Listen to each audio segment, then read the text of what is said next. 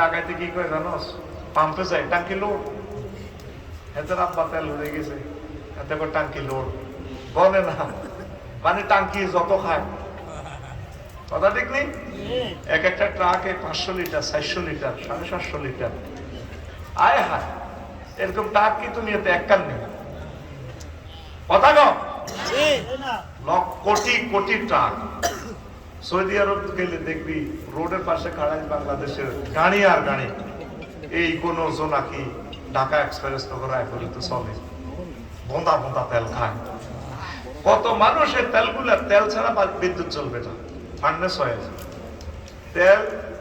এই মোবাইলের ব্যাটারিটাও একটা তেল সিস্টেম করা, এরপরে এসিড যে এটাও তেল, ব্যাটারিতে সার্ভিস ফ্রি শুকনা ডাইসেল ব্যাটারি, এটাও তেল।